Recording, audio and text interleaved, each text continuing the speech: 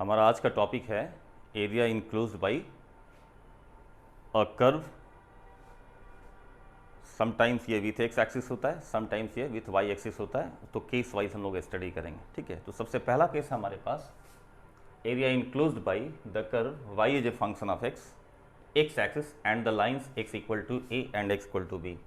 इसको आप ऐसे समझिए, हालांकि हम लोग पहले से जान रहे हैं इस चीज़ को कि अगर कोई ग्राफ है इस तरह से Y as a function of X, ठीक है, और यहाँ आपने लाइन खींची एक्स इक्वल टू ए, इधर लाइन खींची एक्स इक्वल टू बी, तो इन दोनों लाइंस के बीच में ये लाइन और ये लाइन, इसके बीच में फंक्शन जो है, ये फंक्शन वो एक्स एक्सिस के साथ जो एरिया बाउंड कर रहा है वो एरिया ये है आपका ये, और ये एरिया होगा कितना। तो हम लोग पहले से जानते हैं कि ये एरिया बराबर हो जाता है integration A to B F x D X, है ना। और हम लोग integration as the limit of a sum में भी इसको समझने की कोशिश किए थे, ठीक है। इन शॉर्ट लाने का इसका क्या तरीका है, वो एक शॉर्ट आइडिया से आप समझ सकते हैं इसको कि जैसे मान लीजिए कि हम एक ग्राफ ले लें ऐसे, ये ग्राफ है, ठीक है, और यहाँ ले लेते हैं लाइन एक्स इक्वल टू ए, ये लाइन बी, ठीक है। यहाँ पर ले लिए एक्स और यहाँ बगल में एकदम उसके नेबरहुड में ये ले लिए एक्स प्लस डेल्टा एक्स। तो यहाँ जो एलिमेंटल एरिया फॉर्म करेगा, इस एलिमेंटल एरिया को गौर करें, जो x से x प्लस डेल्टा एक्स के बीच में जो फॉर्म कर रहा है ये एरिया, इसको एलिमेंटल एरिया कह सकते हैं। और यहाँ जो y कोऑर्डिनेट है ये हुआ है आपका fx, this is the fx। और यहाँ अपर वाला जो y कोऑर्डिनेट है इसका नाम है function of x plus delta x, ऐसे। तो आप इसको देखिए, समझ में आएगा कि अगर हम हाइट x लेकर इस एलिमेंटल एरिया को इतना से कंपेयर करें ऐसे, ठीक है, तो ये एक एरिया मिलेगा ऐसे, और ये एरिया जो है वो हो गया है F x into delta x. और कर्व जो है, कर्व का ये पोर्शन यहाँ है, ये कर्व का पोर्शन है ऐसे। तो आप समझने की कोशिश करेंगे कि कर्व के द्वारा जो एरिया बाउंड हो रहा है उसको अगर हम डेल्टा ए से रिप्रेजेंट करें तो लोअर रेक्टेंगल जो एफ एक्स को हाइट मानकर बनाया गया है उससे इसकी वैल्यू थोड़ी ज़्यादा है। और अगर हम अपर हाइट ये ले लें, ये F X plus delta x, और इस हाइट को लेकर ऐसे रेक्टेंगल बना दें इस तरह से, तो इस रेक्टेंगल से ये जो एरिया है, इस एरिया से इस रेक्टेंगल की एरिया ज़्यादा हो जाएगी, यानी less than F of x plus delta x into delta X, ऐसा, ठीक है। इसके बाद क्या करें कि दोनों साइड हम डेल्टा एक्स से डिवाइड करते हैं, तो होगा F X less than delta A by delta X less than F X plus delta X, ऐसा। इसके बाद लिमिट लगा दीजिए कि limit delta X tends to 0। तो लिमिट लगा देने से क्या होगा कि एफ एक्स आ जाएगा less than D A by D x, और लिमिट लगा देने पर ये भी एफ एक्स ही हो जाएगा। तो D A by D x F x से बड़ा भी है और एफ एक्स से छोटा भी है। इसका मतलब ये हो गया कि D A by D X जो है वो आ गया है आपका एफ एक्स। इस तरह से डी ए जो निकल कर आता है, डी ए वो हो गया एफ एक्स डी एक्स, ठीक है। तो ये जो एलिमेंटल एरिया है इसको अगर हम डी ए कॉल करें तो उसको एफ एक्स डी एक्स समझा जा सकता है। अब इस एलिमेंटल ऐसे एलिमेंटल एरिया ए से बी के बीच में इनफाइनाइट होंगे, उन सबको सम करना होगा, और सम का काम कौन करेगा, इंटीग्रेशन। तो अगर हम इंटीग्रेट करें कि वो एरिया रिक्वायर्ड एरिया कुछ है तो उसको हम लिखेंगे integral D A from x equal to A to x equal to B, तो ये बराबर होगा integral A to B F x D x, ठीक है।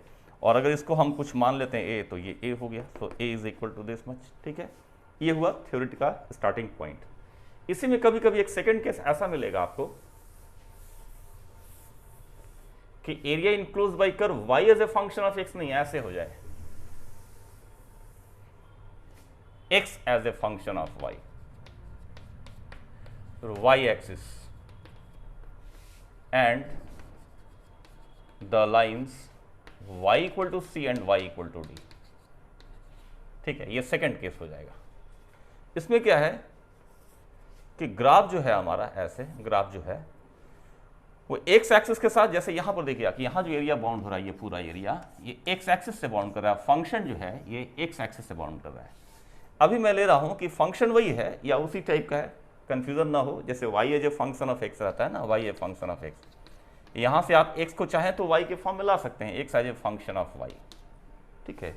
लेकिन अब एरिया जब भी वाई एक्सिस से बाउंड करेगा ना, अगर ग्राफ का सिचुएशन ऐसा है कि वो वाई एक्सिस से बाउंड करे एरिया इस तरह से, ये हुआ y इक्वल टू सी, इधर y इक्वल टू डी, तो अभी जो एरिया फॉर्म हो रहा है वो ये एरिया फॉर्म हो रहा है। इस बात को खाली समझेंगे कि जब रिक्वायर्ड एरिया एक्स एक्सिस के साथ फॉर्म हो रहा होता है, देखिए ये एरिया एक्स एक्सिस से लिंक्ड हो रहा है, तो वैसे इससे में फंक्शन ऑफ एक्स का इंटीग्रेशन करना होगा with respect to X from the value X equal to A to x equal to B. लेकिन वही ग्राफ जो वाई एक्सिस से लिंक हो जाता है, देखिए ये वाई एक्सिस से लिंक हुआ है, ये यहाँ वाई एक्सिस पर अटैच हुआ है, तो नीचे से ऊपर लोअर से अपर, तो y की lower value c to upper value d, और ये जो फंक्शन है उसमें x को y में कन्वर्ट कर लेते हैं, तो इसका वैल्यू हो जाता है integration c to d gy dy, है ना। This area is integration function of y dy from the lower value y equal to c to y equal to d। ठीक है, ये दो केस हुए। एरिया के कैलकुलेशन में साइन को लेकर थोड़ी सी गड़बड़ हो जाती है, तो पहले मैं उसको क्लियर कर दे रहा हूँ। ठीक है, मैंने डेफिनेशन में आपको बताया है कि अगर मान लिए कोई ग्राफ है एफ एक्स जो एक्स एक्सिस के ऊपर है ऐसे,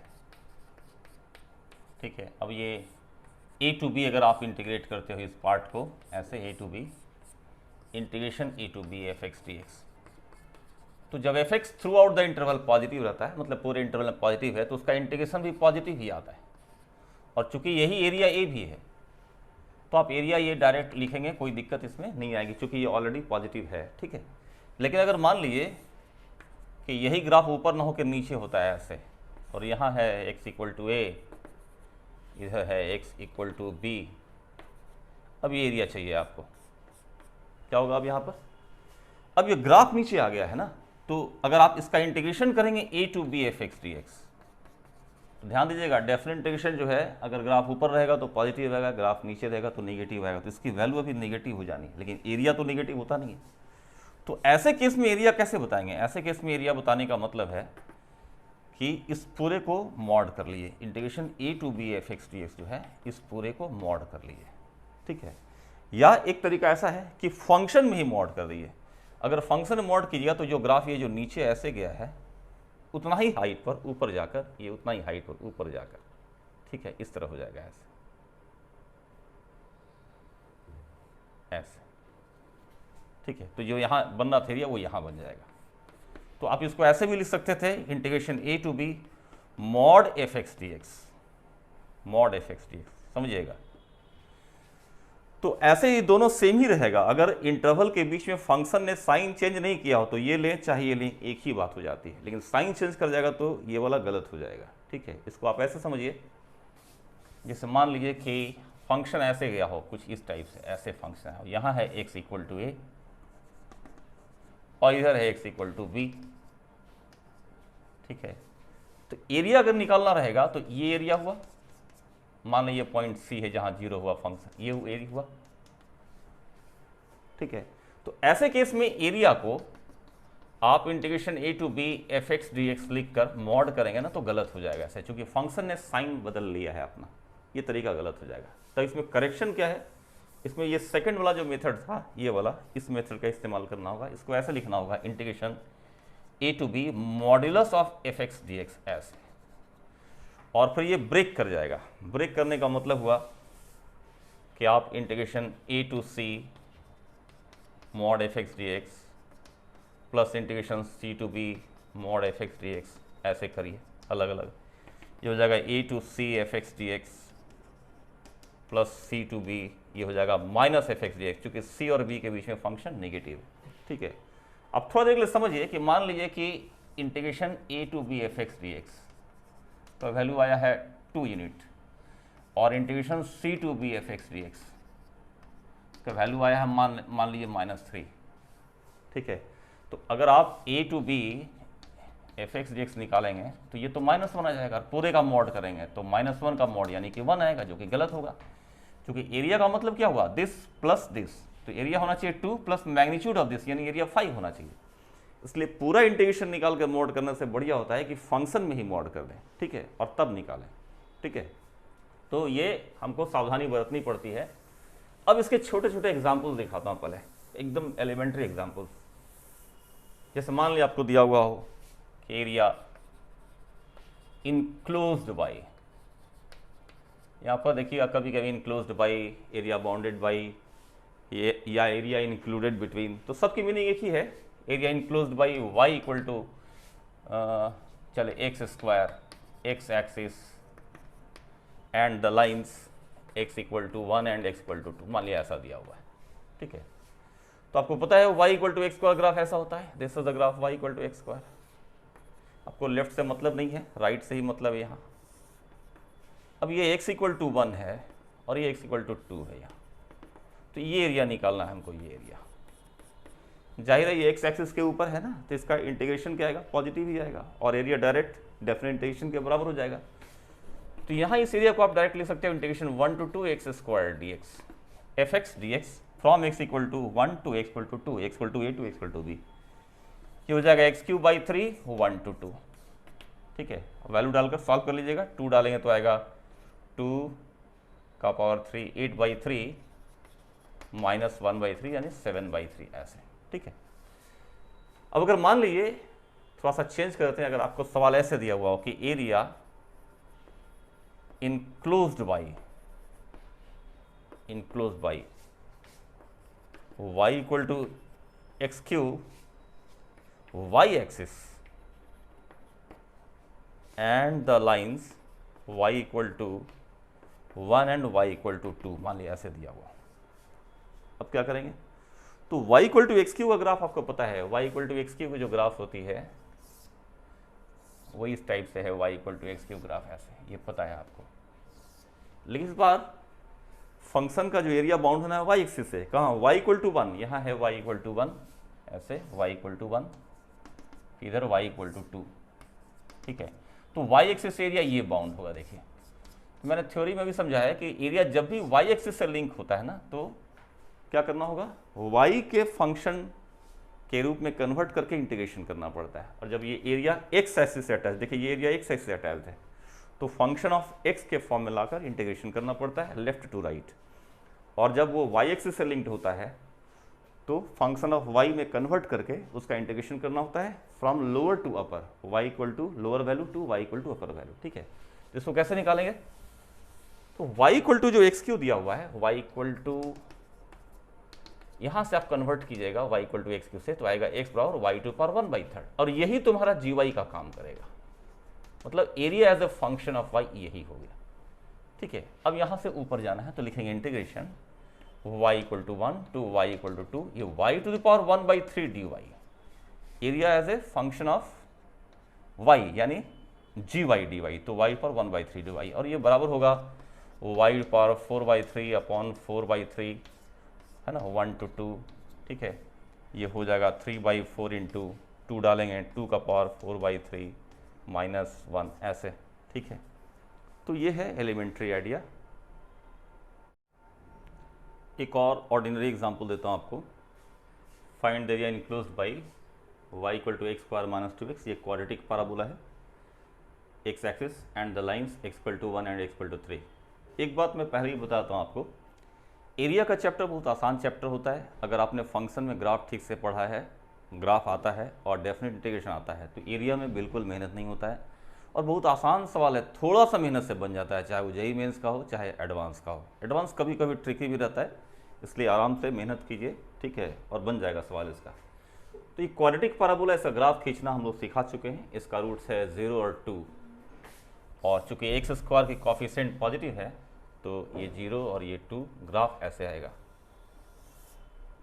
पॉजिटिव ए होने से, एक्स स्क्वायर कॉफिशिएंट पॉजिटिव होने से क्या होगा, अपवर्ड ओपनिंग हो जाती है ग्राफ की ऐसे। आपको निकालना है x इक्वल टू 1, ये रहा मान लीजिए 1, इधर 1 से 3 के बीच में, 1 से 3 के बीच में ऐसे। अब आपको दिख रहा होगा कि ये इतना अगर इंटीग्रेशन करेंगे इस पोर्शन का, तो इंटीग्रेशन का वैल्यू नेगेटिव आएगा, और 2 से 3 में ये जो वैल्यू आएगी ये पॉजिटिव आएगी, ठीक है। लेकिन एरिया क्या होगा, इसका मैग्नीट्यूड प्लस इसका मैग्नीट्यूड। तो इस एरिया को निकालने के लिए डायरेक्टली हम 1 to 3 x square minus 2x dx निकाल दें और बाहर से मॉड ले लें ऐसे, तो ये गलत हो जाएगा ये, ठीक है। जब भी एक्सप्रेशन साइन चेंज करें अंदर मॉड लगाइए या फिर ब्रेक कर लीजिए। ब्रेक करने का मतलब मैं इसको ऐसे करूँगा, integration 1 to 2 modulus of x square minus 2x dx, 2 पर 0 हो रहा है, 2 पर साइन चेंज कर रहा है, plus integration 2 to 3 modulus of x square minus 2x dx ऐसे। अभी हो जाएगा x square minus 2x integration 1 से 2, और 1 से 2 के बीच में देखिए क्या है कि फंक्शन नेगेटिव हो गया है, तो बाहर आएगा तो यहाँ माइनस लग जाएगा, ये माइनस और ये प्लस हो जाएगा। लेकिन 2 to 3 में ये एक्सप्रेशन पॉजिटिव है, इसलिए वो एज इट इज बाहर आएगा, ठीक है। और मैं इंटीग्रेशन नहीं कर रहा हूँ, मैं समझ रहा हूँ कि आप इसको कर लेंगे आगे, ठीक है। तो इस तरह से ऑपरेट करना है। नेक्स्ट आर्टिकल हमारे पास है area bounded by functions y equal to F x, Y equal to ji X and the lines x equal to a and x equal to b, ठीक है। अब मेन यही है, ज़्यादातर सवाल इसी आर्टिकल पर बेस्ड रहते हैं। तो जैसे मैंने एक एग्जांपल लिया y equal to F X इस तरह से और y equal to ji x इस तरह से, ये एग्जांपल लिया, जरूरी नहीं कि हमेशा ऐसा केस हो, इस बात को समझिएगा। तो अगर हम इस डायग्राम को लेकर चलें और इस पर बात करें पहले, ठीक है, तो क्या सिचुएशन बन रही है कि फंक्शन एफ एक्स, फंक्शन जी एक्स, इसके बीच में x इक्वल टू ए से x इक्वल टू बी के बीच में एरिया क्या बाउंड हुआ, तो वो एरिया ये बाउंड हो रहा है, ठीक है, ये एरिया। और ये बहुत सिंपल है समझना। आप इसको सबसे पहले क्या कीजिए, area bounded by F X ले लीजिए with x axis from the line x equal to A to x equal to B. तो जाहिर है ये जो बड़ा वाला एरिया दिख रहा है वो हो जाएगा integration a to B F x D x, और उसमें से ये नीचे वाला एरिया जो है, ये वाला एरिया जो जी एक्स ने बाउंड किया है x एक्सिस से फ्रॉम a टू बी, मतलब ये जो अनशेडेड पोर्शन ये एरिया है, ये हो जाएगा integration a to B G x D X, ऐसे। तो आप इसको लिख सकते हो integration a to B F x minus ji x D X, ऐसे। तो एरिया बिटवीन टू कर्व निकालने के लिए हमेशा अपर में से लोअर घटा देना है, ठीक है। अगर कंफ्यूजन हो तो क्या कीजिएगा, एक इंटरवल के बीच में कोई x का एक वैल्यू दोनों ग्राफ में डाल देना, दोनों फंक्शंस में, जिसका y वैल्यू ज़्यादा आएगा वो ऊपर होगा, ठीक है। तो अपर में से लोअर घटा देंगे और इस तरह इंटीग्रेट करेंगे। लेकिन ये तब करना है जब ग्राफ एक दूसरे को बीच में काटा नहीं हो, काटेगा तो थोड़ा चेंज करना पड़ेगा, ठीक है। प्लस एक और भी बात होती है कि ग्राफ दोनों अभी मैंने एक्स एक्सिस के ऊपर दिखाया है, हो सकता है कि दोनों नीचे आ जाए, एक ऊपर एक नीचे आ जाए, क्या तब भी फॉर्मूला ये रहेगा? तो फॉर्मूला हर केस में यही रहता है। हम थोड़ी देर में प्रूफ भी कर देंगे इसको कि कैसे होता है। लेकिन ऑलवेज आपको ये ध्यान रखना है कि एरिया बिटवीन टू कर्व में हमेशा अपर माइनस लोअर करना है आपको, और उसकी पोजीशन से ध्यान नहीं देना है कि दोनों एक्स एक्सिस के ऊपर है, दोनों नीचे है, एक ऊपर है एक नीचे है, या पार्शियली ऊपर नीचे है। मैं प्रूफ कर दे रहा हूँ वैसे, ठीक है। अब इस पर एक छोटा सा सवाल देखिए पहले, उसके बाद मैं दिखाता हूँ, पूरा केस डिस्क्राइब करूँगा, ठीक है। कहता है कि एरिया इनक्लोज्ड बाई, ठीक है, y equal to 2 power x, y equal to ln x and the lines x equal to half and x equal to 2, ठीक है, ऐसे। इसके बीच में आपको एरिया निकालना है। तो आपको पहले पता होना चाहिए ग्राफ कैसा होता है, ठीक है। ग्राफ पे जाएं, y equal to ln x का ग्राफ पता है, ऐसे होता है। y equal to ln x यहाँ 1 पे काटता है, 1 0, और y equal to 2 to the power x जो है वो 0 पर 1 होके ऐसे जाता है ग्राफ, ऐसे, इस तरह से। ये हो गया y equal to 2 to the power x, ठीक है। तो दोनों ग्राफ के बीच में एरिया बाउंड करना है, लेकिन बाउंड्री की जो लाइन्स है वो है x इक्वल टू हाफ, यहाँ है हाफ, यहाँ पर हाफ, तो x इक्वल टू हाफ की लाइन ऐसे होगी, और x इक्वल टू 2 यहाँ हो गया ऐसे, x इक्वल टू 2 ऐसे। तो हाफ से 2 के बीच में इन दोनों फंक्शंस के बीच में एरिया जो बाउंड हो रहा है, देखिए ये एरिया बाउंड हो रहा है ऐसे। हालांकि देखिएगा एक पोर्शन नीचे भी चला गया है एक्स एक्सिस के, लेकिन मैंने कहा ना कि आपको पोजीशन पर ध्यान ही नहीं देना है। कोई सा ही पोजीशन हो, हमेशा एक ही फार्मूला है। फार्मूला क्या है? तो फार्मूला ये है कि लिखेंगे रिक्वायर्ड एरिया बराबर integration left to right half to 2, upper minus lower, upper है 2 टू पावर एक्स और लोअर है ln x dx। बस मेन काम तो यही हो गया। अब आगे इंटीग्रेशन काम करना है, जो आप जानते ही हैं। 2 पावर x का इंटीग्रेशन होता है 2 power x by ln 2, log x का इंटीग्रेशन आपको पता ही है x ln x minus x होता है, तो प्लस x कर दिए माइनस करने के चलते हो जाएगा हाफ से 2। अब केवल वैल्यू डाल लीजिए और आंसर निकाल लीजिए, ठीक है। अब हुआ क्या कि ये देखना कि क्या पोजीशन बदलने से कोई इफेक्ट आता है या नहीं, ठीक है। पहले उसको समझ लीजिए। वैसे मैंने बता दिया कोई इफेक्ट नहीं आता, ठीक है, लेकिन मैं एक एक केस इंडिविजुअल लेकर देखता हूं। सेकंड केस देखिए, अगर मान लीजिए कि एफ एक्स एक्स एक्सिस के ऊपर रहा और जी एक्स नीचे आ गया, तब क्या होगा? अगर ऐसा हो कि दोनों ही एक्स एक्सिस के नीचे है, ये रहा एफ एक्स और ये रहा जी एक्स, दोनों एक्स एक्सिस के नीचे आ गया ऐसे। लेकिन इन ऑल द 3 केसेस आप इस बात को फील कर रहे हैं कि इंटरवल जो बन रहा है ना, इंटरवल के बीच में इंटरसेक्टिंग मैं नहीं दिखा रहा हूं, इंटरसेक्टिंग के अलग फिनोमेना हो गया। तो पहले इसको समझ जाएं। इस केस में एरिया क्या लिखेंगे? ये एरिया एक्स एक्सिस के ऊपर है, ये हो जाएगा ए to B F x d, ये एरिया। लेकिन हमें ये भी तो चाहिए, क्योंकि area between f x and g x चाहिए, तो ये टोटल एरिया चाहिए हमको। तो ऊपर वाला के लिए चूंकि वो ऑलरेडी पॉजिटिव है, मैंने एज इट इज़ लिख दिया जैसा लिखा आता है, और नीचे वाले के लिए लिखूंगा ए टू बी, चूंकि ये नीचे चला गया है ग्राफ, तो यहाँ फंक्शन में मैंने मॉड लगा दिया, ठीक है। इसके बाद पता होगा आपको कि चूंकि ए से बी के बीच में जी एक्स निगेटिव है, तो मॉड जी एक्स कितना हो जाएगा, ये मॉड जी एक्स हो जाएगा कितना, माइनस जी एक्स, ऐसे। तो फिर हो जाएगा एफ एक्स माइनस जी एक्स डी एक्स। देखिए वही पहला वाला केस आ गया, ठीक है। अगर इस केस में बात करें तो हमें ये एरिया चाहिए, इस एरिया को निकालने के लिए क्या किया, सबसे पहले जी एक्स के द्वारा ये एरिया लिए, ये एरिया इसको, लेकिन पूरा निगेटिव है ये, ठीक है। तो आपको क्या करना होगा, लिखना होगा integration A to B mod g x D x. अब इसमें फंक्शन मॉड लगा देंगे तो उतना ही एरिया मिलेगा पॉजिटिव मैग्नीट्यूड के साथ, है ना, मतलब इंटीग्रेशन का उतना ही वैल्यू मिलेगा। अब इस पूरे वैल्यू में से ये वैल्यू हटाना होगा, ये वाला वैल्यू, ये इसको कैसे निकालेंगे, है तो ये भी निगेटिव, तो लिखेंगे minus integration A to B mod F x D x, ठीक है। लेकिन चूंकि इंटरवल के बीच में ए से बी के बीच में एफ एक्स और जी एक्स दोनों निगेटिव है, तो इस g x mod g x लिखाएगा माइनस जी एक्स, और मॉड एफ एक्स लिखाएगा माइनस एफ एक्स, तो ये माइनस में प्लस हो जाएगा एफ एक्स। तो देखिए ये भी आया एफ एक्स माइनस जी एक्स, और पहला केस में भी आया था एफ एक्स माइनस जी एक्स। तो मैंने बताया ना कि इसमें पोजीशन से कोई फर्क नहीं पड़ता है कहाँ पर है, वो हमेशा ध्यान रखना है कि अपर कर्व माइनस लोअर कर्व लेना है आपको, ठीक है। नॉन इंटरसेक्टिंग है तो डायरेक्ट हो जाएगा। अगर इंटरसेक्टिंग ग्राफ है, जैसे मान लीजिए कि ये रहा, ऐसे रहा एफ एक्स, और ये रहा मान लिया ऐसे जी एक्स, ठीक है, और यहाँ लाइन आई x इक्वल टू ए, और यह line x equal to B. तो यहाँ पर क्या करना होगा कि आपको सबसे पहले एफ एक्स और जी एक्स बराबर करके देखना होगा और सॉल्व करना होगा, इससे x के क्या वैल्यू आ रही है। हो सकता है कोई वैल्यू नहीं आए, तो इसका मतलब इंटरसेक्टिंग नहीं है, वो इंटरवल के बाहर कहीं इंटरसेक्ट करता है, तो उससे कोई फर्क हमको नहीं पड़ता है, बीच में करेगा तो फर्क पड़ेगा। तो मान लीजिए कि x बराबर सी आया, हो सकता है ये ज़्यादा वैल्यू भी आए, सी आ जाए, डी आ जाए, कई वैल्यू आ सकता है। तो किसी एक केस को समझने के लिए मैं मान लिया कि एक ही इंटरसेक्शन पॉइंट आया सी, ऐसे सी। अब आपको ये एरिया चाहिए, तो पहले लिखिएगा कि ए टू सी इंटीग्रेशन करना है, अपर माइनस लोअर। अपर कौन है, तो अपर है एफ एक्स, और लोअर कौन है, जी एक्स। इस इंटरवल में एफ ऊपर है, जी नीचे है, तो हो जाएगा एफ एक्स माइनस जी एक्स डी एक्स, और सेकंड में हो जाएगा c to b upper minus lower, यानी कि g x minus F x D x, ठीक है।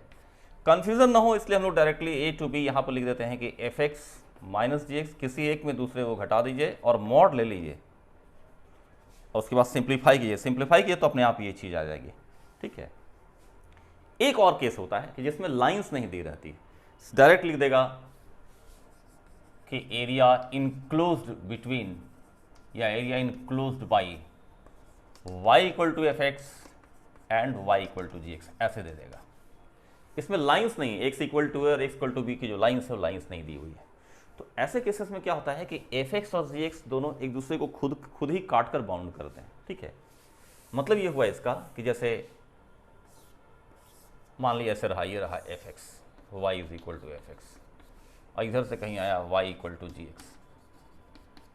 तो आपको सबसे पहले क्या करना है, एफ एक्स और जी एक्स बराबर करना है। क्योंकि दो ग्राफ जहां काटेगा तो दोनों के y कोऑर्डिनेट यानी एफ एक्स और जी एक्स बराबर हो जाएंगे, x कोऑर्डिनेट भी बराबर होता है वहां पर, ठीक है। तो पहले एफ एक्स और जी एक्स को बराबर कर लिए और यहां से x का वैल्यू निकाल लिए। सपोज अल्फा और बीटा आ गया, तो लोअर वैल्यू अगर हम अल्फा लें, this is alpha and this one is beta, ऐसे, ठीक है। तो ये जो लाइन है हम लिखेंगे ऐसे कि ये पूरा एरिया क्या हुआ, area bounded by F x from x equal to alpha to x equal to beta with x axis. तो ये एरिया जो हो जाएगा वो हो जाएगा integration alpha to beta f x D x, उसमें से ये एरिया घटाएंगे तो होगा minus integration g x D x from alpha to beta. तो फिर ये हो जाएगा इंटीग्रेशन अल्फा टू बीटा, यानी इंटरसेक्शन पॉइंट जो है वही लिमिट्स ऑफ इंटीग्रेशन का काम कर देता है। लिखते हैं एफ एक्स माइनस जी एक्स डी एक्स, ठीक है, ये ऑब्जर्वेशन है, इसके बेसिस पर आप सवाल बना सकते हैं आगे। ठीक है, नेक्स्ट क्वेश्चन देखते हैं हम लोग। कह रहा है find area enclosed by the curves y equal to x square and y equal to x plus two. इसमें देखिए कोई लाइंस मेंशन नहीं है, इसका मतलब वो ये कर्व दोनों एक दूसरे को काट कर ही बाउंड करेगा, है ना। और ऑर्डिनरी ये ग्राफ्स हैं, जैसे y equal to x square तो सबको पता ही है, ऐसा होता है y equal to x square, ठीक है। और y equal to x plus two ये स्ट्रेट लाइन है, y equal to x plus two, इसमें जब x जीरो करेंगे तो y 2 आ जाएगा, ये 0 पर 2, और जब y जीरो करेंगे तो x माइनस 2 आ जाएगा, ऐसे इधर माइनस 2। तो ग्राफ कुछ इस तरह से स्ट्रेट लाइन का ऐसे जाएगा, यहाँ कहीं काटेगा, ठीक है, इस तरह से। चलिए मान लीजिए इस तरह से ग्राफ गया ऐसे। तो सबसे पहले मैंने बताया था कि दोनों ग्राफ जब काटता है तो उसका इंटरसेक्शन पॉइंट पहले फाइंड आउट करना चाहिए। इन दोनों ने एक दूसरे को कहाँ काटा, तो फॉर इंटरसेक्शन पॉइंट्स हमें क्या करना होगा, एक्स स्क्वायर और एक्स प्लस टू दोनों एफ एक्स और जी एक्स, ये हुआ एफ एक्स, ये हुआ जी एक्स, दोनों को बराबर कर देना है। ये क्वाड्रेटिक केस को सॉल्व कीजिएगा तो एक्स की वैल्यू आ जाएगी -1 और 2, यानी कि ये इंटरसेक्शन पॉइंट जो इसका कोऑर्डिनेट है एक्स कोऑर्डिनेट -1 और इसका एक्स कोऑर्डिनेट है 2। तो एरिया बाउंड हो रहा है ये इतना, ठीक है। और इस इंटरवल के बीच में -1 से 2 के बीच में आप एरिया कहाँ से बाउंड हो रहा है, -1 से 2 के बीच जा रहा है ना। पहले ये एरिया बाउंड करिए, देखिए ये हो गया integration -1 to 2 x plus 2 d x, उससे माइनस करेंगे ये वाला एरिया, ये हो जाएगा integration -1 to 2 x square d x, या एक ही बार में कर दें upper curve minus lower curve from a to b, यानी -1 to 2 upper curve x plus 2 minus lower curve x square d x, ठीक है, इस तरह से, ठीक है। और मैं इंटीग्रेट करके वैल्यू नहीं निकाल रहा हूँ, आप लोग को ये नहीं लगना चाहिए कि मैं स्किप कर रहा हूँ, ये सब ऑर्डिनरी चीज़ आप लोग खुद निकाल लीजिए, मेन काम जो है वो मैं बता दे रहा हूँ। अब इसका सेकंड पार्ट देखिए, मैंने इंटेंशनली दोनों क्वेश्चन को एक साथ लिया है। सेकंड पार्ट है कि area bounded by y equal to x square, y equal to x plus 2 and x axis. क्या एक्स एक्सिस दे देने से एरिया चेंज हो जाएगा या वही रहेगा, ठीक है। आप थोड़ी देर सोचेंगे तो कुछ बच्चे इसको बोलने लग जाते हैं, कुछ बच्चे इसको बोलते हैं, कुछ इसी को बोलते हैं। लेकिन लैंग्वेज माइंड कीजिएगा कि जब भी कहता है ना एरिया इनक्लोज्ड बाई, तो ऐसा एरिया चाहिए जिसकी बाउंड्री पर वो कर्व हो जिसका नाम लिया गया है। अब यहाँ पर देखिए ये जो एरिया है इसकी बाउंड्री पे दो ही कर्व हैं, एक एक्स प्लस 2, दूसरा x axis, sorry x square, दो ही है। लेकिन इसमें क्या है, दोनों तो होना ही चाहिए, साथ में एक्स एक्सिस का भी इन्वॉल्वमेंट जरूरी है, मतलब ऐसा एरिया चाहिए जिसका one of the boundary x axis भी हो, ठीक है।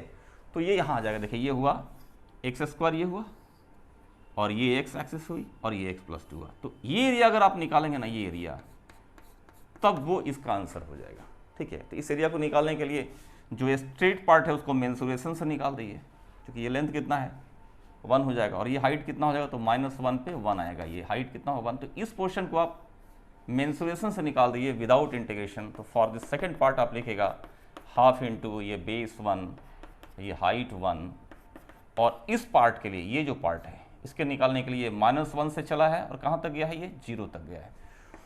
तो -1 to 0, और इस कर्व का नाम क्या है, कर्व का नाम है एक्स स्क्वायर डी एक्स, ठीक है। तो ये हो जाएगा half plus x cube by 3, है ना, -1 to 0 निकाल लीजिएगा, ये आपका आंसर आएगा, ठीक है। दोनों डिफरेंट है दोनों।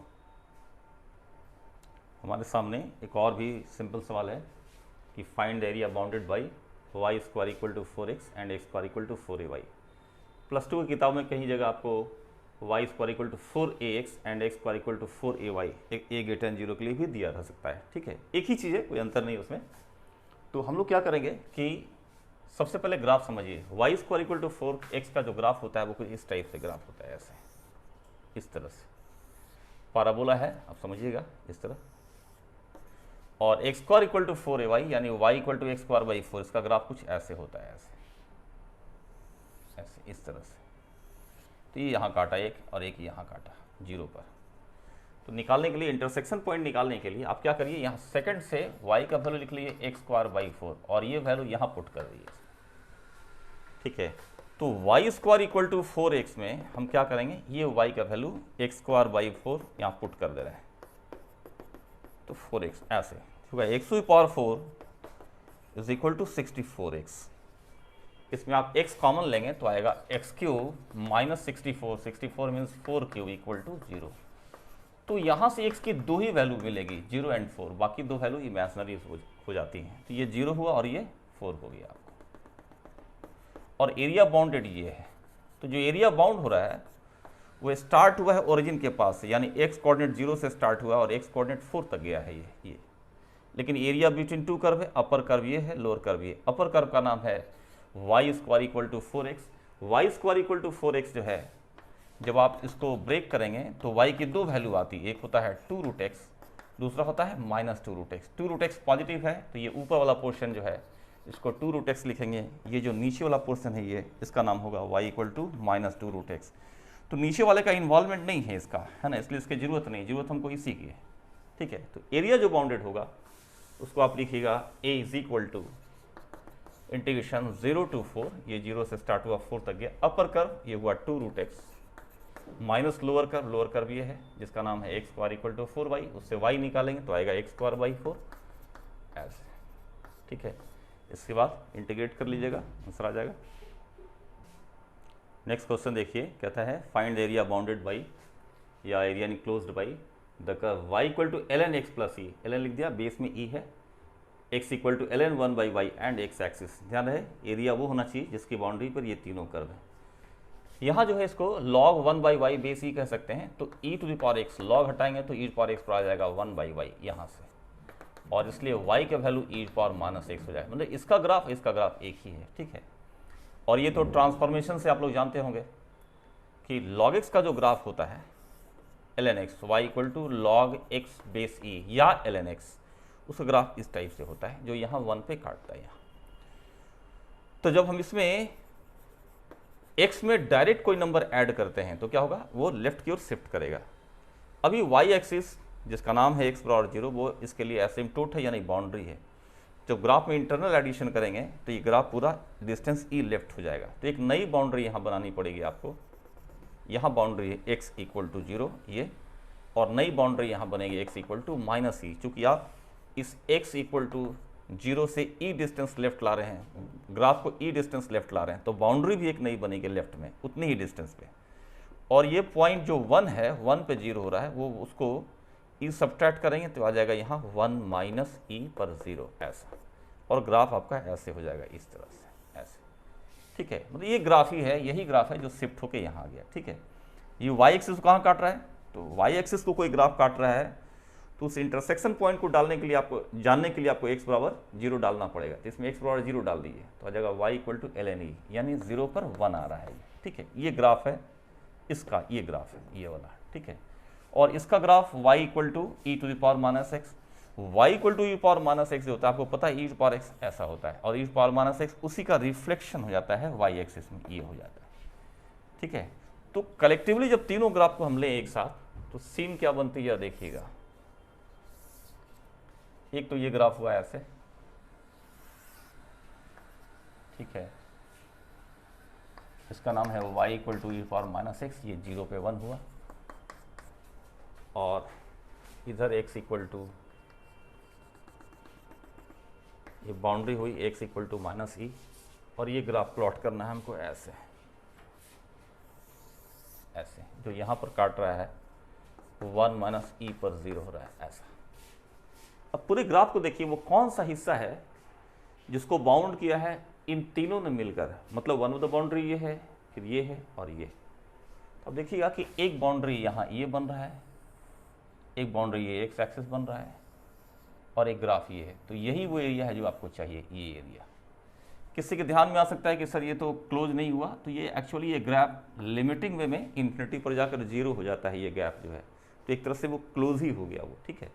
यानी कि हमें ये एरिया पूरा चाहिए, ये टोटल है, ठीक है। तो इस टोटल एरिया को निकालने के लिए आप इसको दो पार्ट में समझ सकते हैं कि पहला ये एरिया है, ये इस एरिया को बाउंड करने में एक्सपोनेंशियल ग्राफ यानी इसका कोई रोल नहीं है, वो सिर्फ इसी का रोल है। यानी लॉगरिथम के ग्राफ ने एक्स एक्स के साथ 1 माइनस ई से 0 के बीच में बाउंड किया है। तो आप इसको लिखेंगे integration 1 minus e to 0 ln x plus e d x, ठीक है। और सेकंड जो एरिया है ये वाला e to the power minus x के द्वारा बाउंडेड है 0 टू इन्फिनिटी, यहाँ 0 से स्टार्ट हुआ है और गया है इन्फिनिटी तक, उसको लिखेंगे plus 0 to infinity e power minus x D x, ठीक है। इसको निकालने के लिए तो बहुत आसान है, x प्लस ई को t मान लिए, ठीक है। तो जब x प्लस ई को t मानेंगे तो dx dt हो जाएगा, ये हो जाएगा ln t dt, ठीक है। और जब x प्लस ई को t मानेंगे 1 माइनस ई डालेंगे इसमें तो x का वैल्यू 1 आ जाएगा, और जब 0 डालेंगे तो e आ जाएगा, तो इसका वैल्यू आसानी से आप निकाल सकते हैं। उसी तरह e पावर माइनस x, इसका वैल्यू निकाल ही सकते हो, ठीक है। इंटीग्रेशन पता ही ये होता है, t ln t 1 to e हो गया, ठीक है। और ये हो गया minus E power minus x 0 to infinity. आप 1 डालिएगा, e डालिएगा इसमें तो होगा e ln e यानी e ln e यानी e, और 1 डालेंगे तो 0 हो जाएगा, माइनस अगर इसमें इन्फिनिटी डालेंगे तो e का पावर माइनस फोर्टी कितना होता है, 0 हो जाता है, और 0 डालेंगे तो कितना आएगा, -1 आएगा। तो इस तरह से ये e + 1 हो जाएगा। यहाँ देखिएगा जो माइनस या इन्फिनिटी डालेंगे ना तो e का पावर -50 यानी 1/e का पावर इन्फिनिटी, ये 0 हो जाएगा, ठीक है। और 0 डालेंगे तो e का पावर 0 कितना होता है, 1 होता है, 0 - 1, ठीक है, तो प्लस हो गया।